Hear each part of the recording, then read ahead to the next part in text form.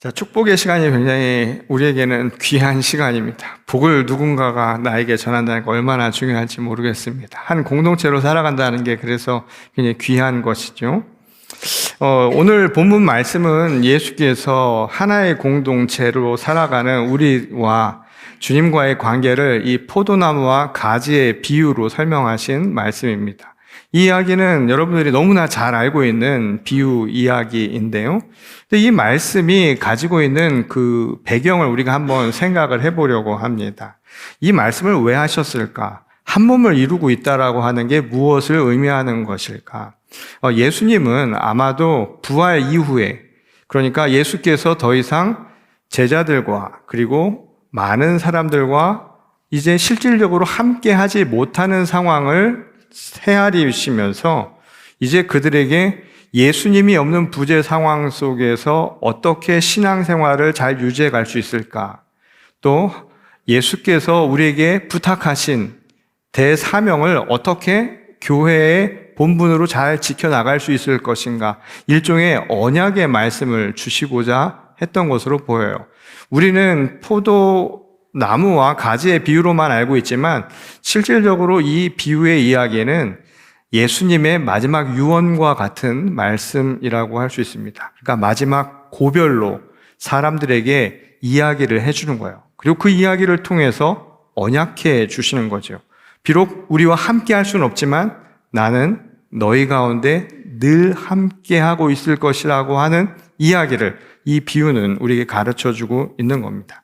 실상 예수님은 우리를 포도나무와 가지의 비유를 하면서 우리가 한 몸을 이루고 있다. 그러니까 뗄래야 뗄 수 없는 불가분의 관계라는 것을 이야기해 주시죠. 그런데 그도 그럴 것이 이 나무 없는 가지 없는 나무를 상상하기가 어렵죠. 물론 개별적으로는 가능한 이야기이겠지만 이 자체로는 불완전한 부분이라고 할 수 있습니다. 왜 불완전하냐면 어느 한쪽만으로는 열매를 맺을 수 없기 때문입니다. 오늘 비유의 이야기에서는 바로 이 열매라고 하는 것에 굉장히 집중해서 이야기를 하고 있죠.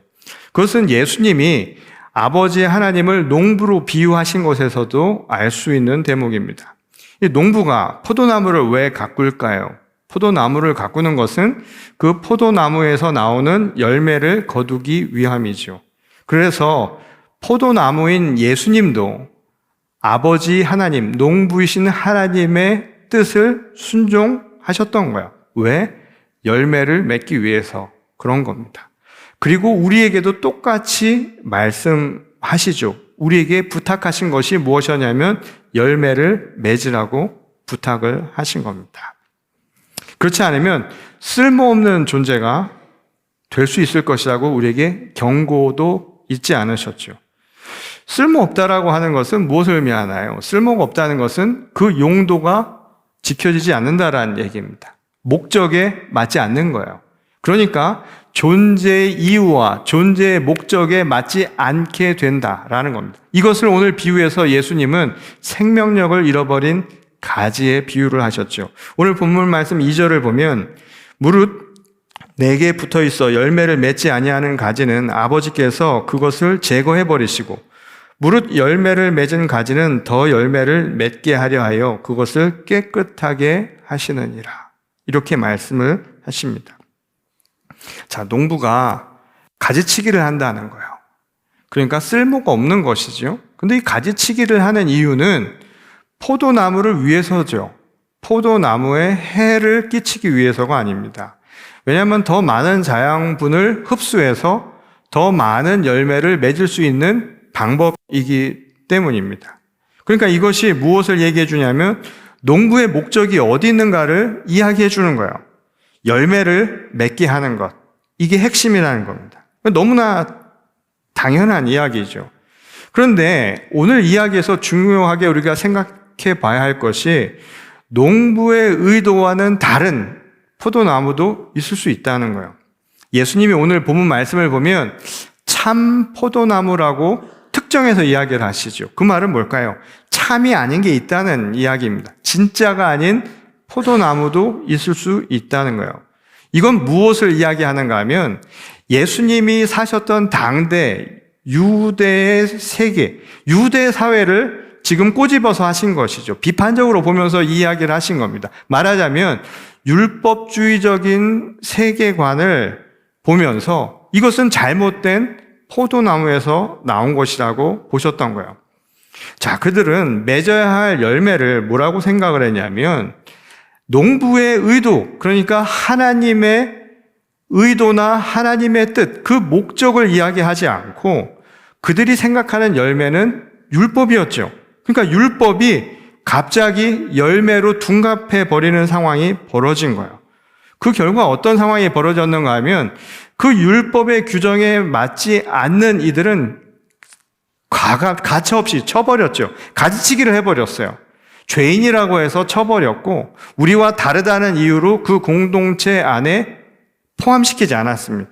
너와 내가 다른 거예요. 그 포도나무에 존재할 수 없는 가지로 쓸모없다고 내쳐버린 거예요. 그 기준이 뭐였냐면 바로 열매, 율법이라고 그들이 정하는 순간 이런 상황이 벌어졌다는 겁니다.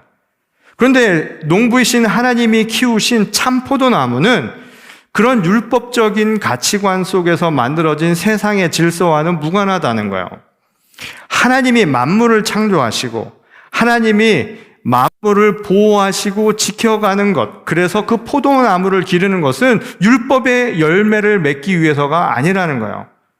생명 그 자체입니다. 어떻게 생겨먹었건 조금 율법에서 벗어날지라도 죄인이라고 부를지라도 하나님의 귀한 생명들을 살리는 일, 이것이 바로 예수님을 통해서 나타내고자 했던 진짜 포도나무의 모습이었다는 것이죠. 이를 잘 뒷받침해 주는 것이 바로 참 포도나무의 가지를 더 많이 열매 맺기 위해서 깨끗하게 하실 것이라는 바로 이 말씀이 이를 뒷받침해 줍니다.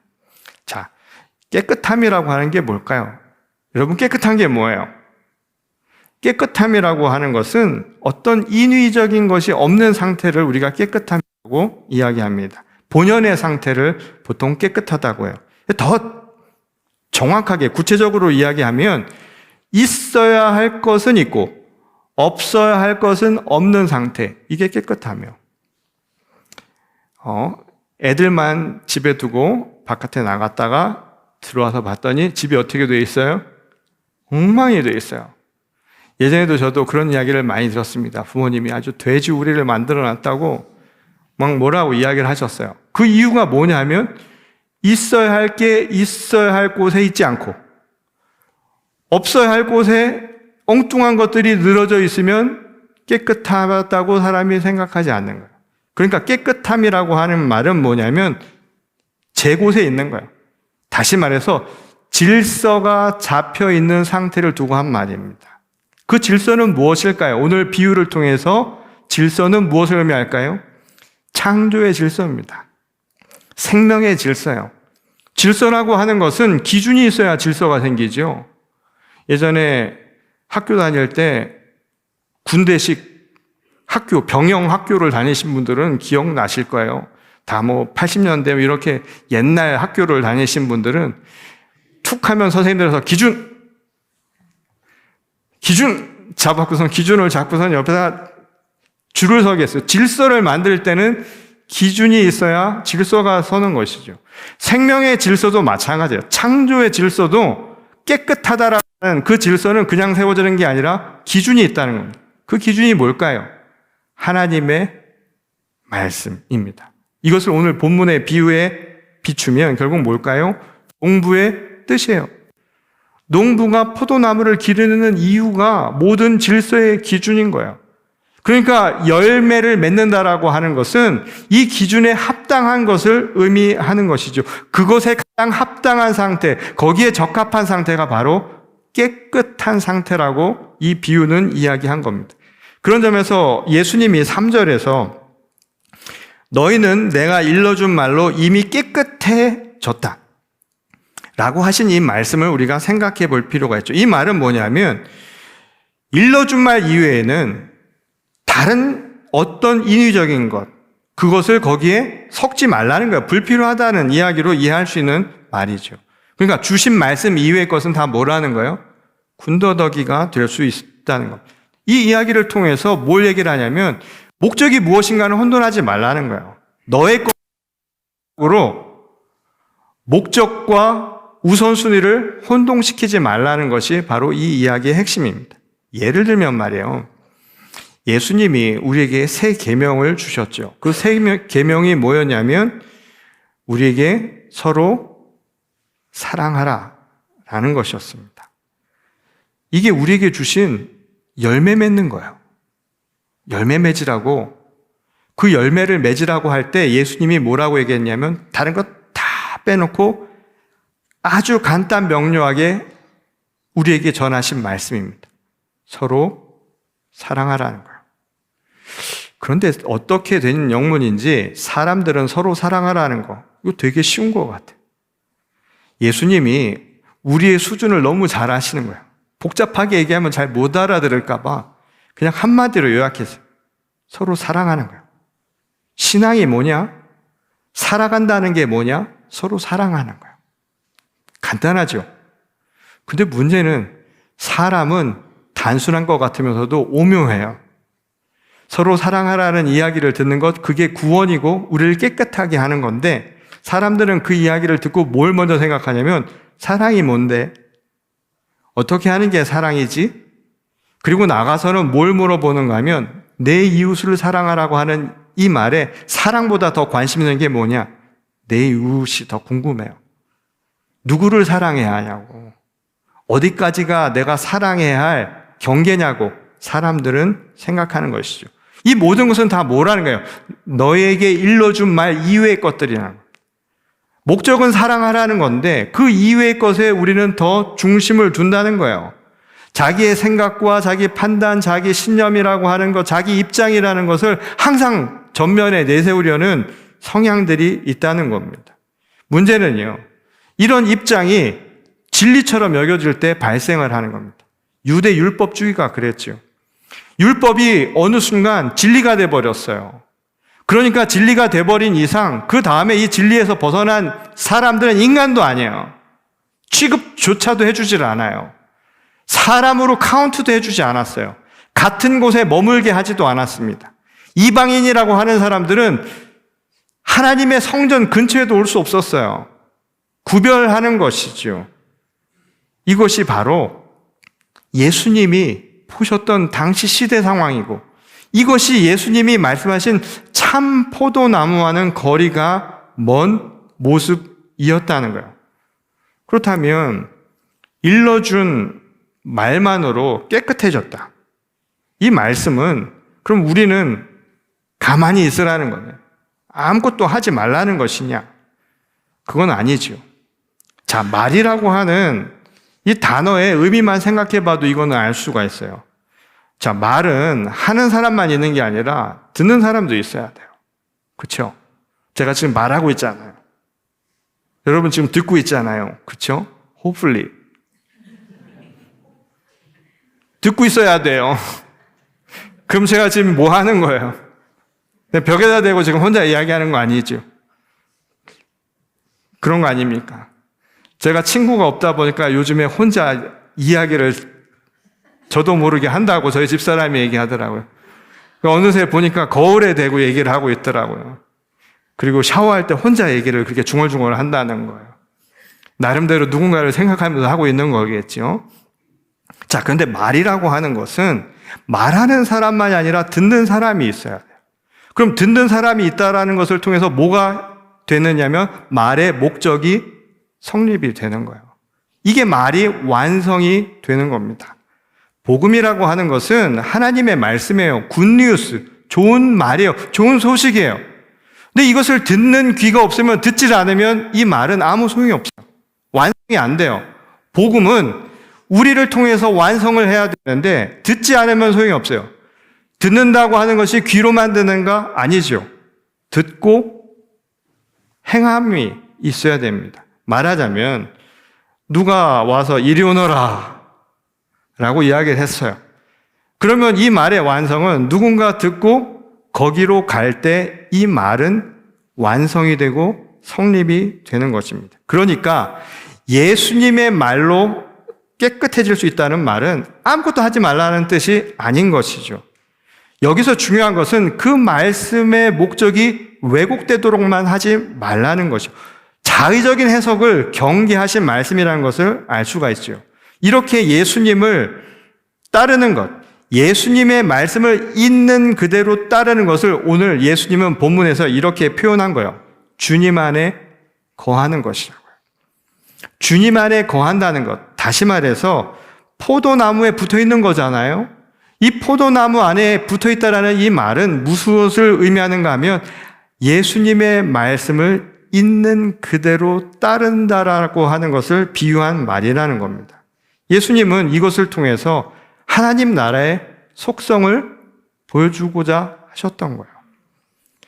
하나님의 나라는 세상처럼요, 율법이 지배하는 세상처럼 또는 자의적인 세상 또는 힘이 지배해서 누군가의 목소리가 크고 또 어떤 사람의 의견이 지배하는 그런 세상이 아니라 하나님의 말씀이 온전히 주인이 되어서 세상을 하나로 만드는 바로 그런 나라라고 이야기한 겁니다. 이런 나라에서는 누군가가 다르다라는 이유로 소외될 일도 없고 배제되는 일도 없다는 거예요. 저가 내 안에, 내가 저 안에 있는, 다시 말해서 하나 된 연합과 서로를 포용하고 있는 것이 이루어질 수 있다는 겁니다. 이것이 바로 포도나무이신 그리스도 안에서 우리가 맺어가야 할 열매의 모습이라는 거예요. 자, 그런 의미에서 오늘 이야기를 다시 한번 잘 살펴보십시오. 예수님이 비유하신 포도나무와 가지의 관계, 이게 어떤 관계인가요? 자, 둘이 서로의 안에 있다라고 하는 이 말을 오늘 잘 생각해 보십시오. 서로의 안에 있다라고 해서 둘이 똑같은가? 이건 아니에요. 그럼 포도나무 가지의 비유를 통해서 우리에게 전하고자 했던 말씀의 핵심은 무엇일까요? 첫 번째로는요, 둘 사이에도 분명한 우선순위가 있다는 사실입니다. 다시 말해서 생명의 질서가 있다는 거예요. 여러분, 생명의 질서는 분명한 거예요. 하나님의 말씀으로 지은 바 된 겁니다. 자, 물은 위에서 아래로 흐르죠. 그렇죠? 물이 위에서 아래로 흐르려면 똑같아서는 흐를 수가 없어요. 똑같으면 차이가 분명히 있는 겁니다. 자, 세상을 살아갈 때 사람들 간의 차이가 없다는 얘기 아니에요. 지금 이야기는. 우리 솔직해지죠. 세상이 공평해요? 고개 절레 굉장히 격하게 흔드시는 분이, 세상이 어떻게 공평해요? 그렇죠? 기분 나쁘게 생긴 것도 달라요. 제가 한국에 있을 때 당대 아주 유명한, 요즘에도 영화배우로 유명한, 키도 엄청 크고요. 저는 그 순간 알았어요. 공평할 수가 없구나. 직접 눈앞에서 봤는데 저런 얼굴이 존재한다는 걸 그때 처음 알았어요. 얼굴이 작다는 게 저런 거구나. 키도 크고 말이죠. 어쩜 저렇게 됐을까? 속으로 무슨 생각을 하냐면 그럴 때마다 뭔가 잘못된 게 있을 거야. 있어야만 해라고 하는 자기 암시를 통해서 저를 위로해주곤 했는데 세상은 그 자체로 불공평할 수 없죠. 그러면 하나님이 세상을 불공평하게 만든 것일까요? 그게 핵심인 걸까요? 자, 가지와 나무의 사이에도 우선순위가 있습니다. 가지는 나무의 뿌리보다 우선할 수 없어요. 뿌리가 있어야 가지도 생기는 겁니다. 보이는 것에 익숙한 사람들은 가지 위에 맺힌 열매만 보느라고 잘 놓치고 있는 것이 보이지 않는 바로 뿌리의 역할인 거예요. 그러니까 생명의 질서라고 하는 것은 무언가 보이지 않는 것이 보이는 것을 섬겨주고, 강한 것이 약한 것을 섬겨주고, 큰 것이 작은 것을 섬겨주는 것. 이것이 중요한 거예요. 생명의 질서예요. 이 생명의 질서가 가능하려면 이게 없이는 불가능한 거예요. 그래서 우리에게 이 계명을 주신 거예요. 사랑이라는 것. 서로 다르고 불공평한 세상을 살아갈 수 있도록 만드는 게 사랑하는 거예요. 힘 있는 사람이 안아주고 높은 곳에 있는 사람이 안아주고 더 많은 걸 가진 사람이 안아줄 수 있는 것, 그게 사랑이라는 거예요.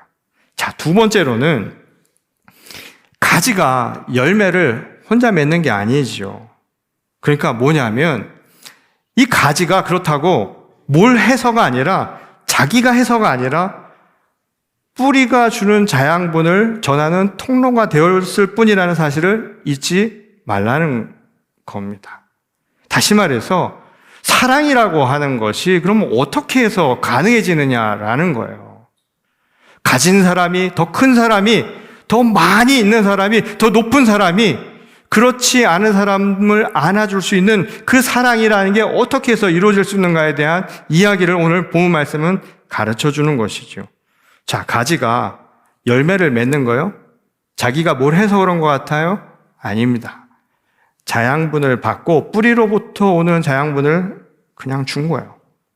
그러니까 여기에는 한 가지 조건이 있죠. 뭐냐면 주는 대로 받고 받는 대로 돌려주는 거예요. 자, 여기에는 어떠한 인간의 개입도 필요 없어요. 호불호가 필요 없어요. 이것대로만 하면 돼요. 이게 생명의 질서를 지키는 방식이고 이게 사랑입니다. 사랑은 그래서 조건 없이 하는 거예요. 편견, 자기 입장, 자기의 호불호, 이거 다 필요 없어요. 그냥 내가 받은 대로 주는 거예요. 하나님이 우리를 이뻐서 구원하신 게 아닙니다. 그냥 아무 조건 없이 사랑한 거예요. 그게 우리가 살아가는 자양분이에요. 자양분을 받은 우리가 열매를 맺는 것, 사랑을 어떻게 하느냐? 내 생각과 내 입장과 이거 필요 없어요. 그 받은 것만큼 그대로 돌려주면 되는 거예요. 이게 깨끗한 거예요. 그래서 내게 준 그 말 이외에는 더 붙일 게 없다는 거예요. 무슨 특별한 감정이나 애정을 가지고 주는 게 아닙니다. 그냥 아래까지는 받은 대로 뿌리에서 받은 자양분을 위까지에 주는 거예요. 그럼 그 위까지가 열매를 맺게 되는 것이죠. 이게 바로 그리스도 안에서 사는 길이라는 거예요. 이게 그리스도 안에서 사랑을 실현하는, 실천하는 삶의 모습이라는 겁니다. 바울 사도의 이야기죠. 이제는 내가 사는 것이 아니라 내 안에 계신 그리스도로 산다라고 하는 말의 의미가 바로 이거예요. 다른 게 아닙니다. 내가 받은 대로 그 사랑을 주는 거예요. 본능적으로 내가 싫은 것 구별하고 내 입장으로, 내 생각으로, 편견으로 구별지어서 하는 것이 아니라, 자기 본의가 아니라 그냥 내게 주신 사랑, 그게 하나님의 말씀이니까, 그게 세상의 질서니까 그대로 나는 주는 것뿐이라는 겁니다. 오늘 본문 7절은 바로 이를 잘 보여주죠. 오늘 7절 본문 말씀을 보면 너희가 내 안에 거하고 내 말이 너희 안에 거하면 무엇이든지 원하는 대로 구하라. 그리하면 이루리라. 아멘. 이거 아멘 안 나오시네요. 이 말씀은 대개가 좋아요. 그냥 왠지 모르게. 믿지 않는 분들 가정에 가도 이 말씀은 붙어 있더라고요. 왜냐하면 무엇이든지 원하는 대로 구하라. 그리하면 이루리라. 이거보다 좋은 말씀이 어디 있죠? 많은 분들이 이걸 가지고 신앙생활을 하는데 너무 좋아하지는 마십시오. 이건 아주 자기적이고 군더더기 같은 것일 수 있어요. 깨끗한 거 아닐 수 있어요. 오히려 자기 중심적인 욕망의 표현일 수도 있는 겁니다. 자, 여기서 말하는 내 안에 거하고 내 말이 너희 안에 거한다라고 하는 이 말이 결국 무엇이었을까요? 오늘 비유를 통해서 이야기한 것은 결국 가지는 뿌리로부터 자양분을 그냥 받은 거예요. 이 받은 것을 그대로 윗가지에게 전해주라는 것, 이 말씀한 거예요. 이 이야기를 너희가 내 안에 거하고 내 말이 너희 안에 거하는 것과 같은 것이라고 표현을 한 것뿐이라는 겁니다. 여기에는 우리의 감정이나 어떠한 노력도 개입된 게 없지요. 그냥 받는 대로 주는 것. 이게 바로 하나님의 법칙, 하나님 나라의 속성이라는 겁니다. 이렇게 해야 깨끗해진다는 거예요. 이래야 생명이 힘이 있는, 사랑이 생동력을 가지고 불공평한 세상을 아름답게, 서로 살아갈 수 있는 힘을 얻게 된다는 겁니다. 자, 그러면 오늘 우리들의 현실은 어떻습니까? 문제는 바로 여기에서 발생을 하죠. 현실은 불공평합니다. 그 자체로는. 높낮이가 나뉘어져 있고요. 호불호가 분명한 세상입니다. 가진 자와 갖지 못한 자가 분명하고요. 그리고 누릴 수 있는 자와 누리지 못하는 자가 분명한 현실입니다. 이런 현실을 살아가는 우리에게 오늘 이 본문의 비유를 전하신 겁니다. 이 이야기는 여러분들이 너무나 잘 아는 이야기인데 오늘 이 이야기를 다시 한번 새롭게 들어보십시오. 말씀 안에 거하라는 것. 다시 말해서 내 안에 거하라는 이 말씀을요. 오늘 우리들의 현실은 어떤가 하면 인류의 역사에서 전쟁은 한 번도 그친 적이 없습니다. 어디에선가는 반드시 전쟁이 일어납니다. 남의 것을 빼앗아서라도 내 배를 불리고자 하는 것이 현실이고 그것이 인간의 삶이었습니다. 그리고 오늘날은 보이지 않는 또 다른 폭력들이 난무하는 시대를 살아가고 있지요. 나와 다르다라는 것이 그 사람을 배제할 수 있는 당당한 근거가 되기도 하고 또 내 입장과 또 내 신념과 다른 사람에게는 결코 마음을 내어주려 하지 않는 것이 바로 오늘 우리의 현실입니다. 그것은 세상만이 아니에요. 가정에서도 그렇죠. 명절 때 되면 하지 말아야 될 금기될 두 가지 주제가 있지요. 정치, 종교. 이 얘기하면 안 된다는 거예요. 그럼 부모 자식 간에도 갈등이 일어나고 형제 간에도 갈등이 일어나는 거예요. 왜 그럴까요? 자기 신념과 입장, 이것을 주장하기 때문입니다. 이것이 마치 율법 사회처럼 열매라고 믿고 있는 현실입니다. 어떤 것이 진짜 진리라고 믿는 순간 우리는 더 이상 깨끗해지지 않을 수 있다는 사실을 우리는 인식하지 못하고 있는 겁니다. 오늘 우리에게 주시는 말씀이에요. 오늘 우리가 세상을 살아가는 길입니다. 교회가 교회다워지고 그리스도인이 그리스도인으로 살아가는 것, 예수님을 닮아간다 살아간다는 것은 다른 것이 아니라 바로 예수님이 우리를 향해 보여주신 그 사랑을 받은 그대로 나누는 겁니다. 심플하죠? 간단하죠? 이 간단한 걸 해내는 것, 그게 바로 우리에게 주신 사명입니다. 그것이 바로 포도나무와 가지의 관계를 통해서 우리와 함께 하고 계실 것이라는 약속의 핵심입니다. 오늘 우리 시대의 갈등과 분열 속에서 진짜 우리가 세상을 포도나무에서 살아가는 것, 내 안에 거하라는 예수님의 말씀대로 살아가는 것이 무엇인가 다시 한번 오늘 되짚어보는 우리가 되었으면 좋겠습니다. 서로 사랑하고 또 사랑하고 또 사랑하는 것, 그게 그리스도인을 그리스도인답게 만든다는 사실을 잊지 마시기 바랍니다. 우리 다 같이 기도하겠습니다. 오늘 우리에게 주시는 말씀을 주님 앞에 다시 한번 고백하며 우리가 나갈 방향을 회복할 수 있기를 원합니다.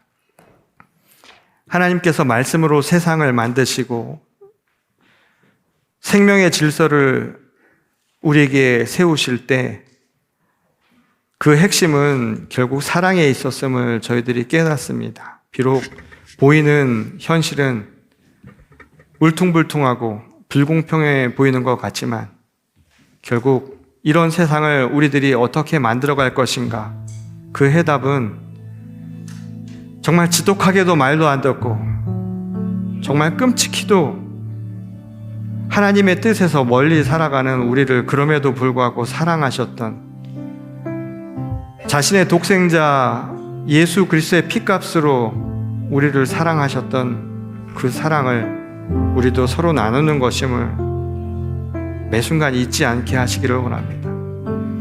여전히 자꾸만 내 생각이 맞다고, 어떤 게 맞다고 또 다른 이즘을 만들고 또 다른 이념을 만들어서 또 어떤 이에게는 큰 상처를 주고 또 어떤 이에게는 살아가는 세상에 대한 희망을 잃어버리게 만드는 것은 아닌가. 오늘 그리스도인으로 산다는 것, 오늘 우리 시대에 교회에 주신 사명 정말 간단한 것임을 저희들이 잊지 않도록 도와주시기를 원합니다. 그냥 받은 대로 돌려주는 것, 아주 간단한 이 원리를 저희들이 잊지 말게 하시고 우리가 주님께 받은 그 사랑을 서로 나누며 살아갈 수 있도록, 그래서 내 뜻과 내 의지가 아니라 주님의 말씀 안에서 예수 그리스도 안에서 살 수 있는 우리 모든 성도들을 되게 하여 주시옵소서. 오늘 이 시간 우리의 고백과 결단을 주께서 받으시기를 원하오며 우리를 사랑하신 주 예수 그리스도의 이름으로 기도드렸습니다. 아멘.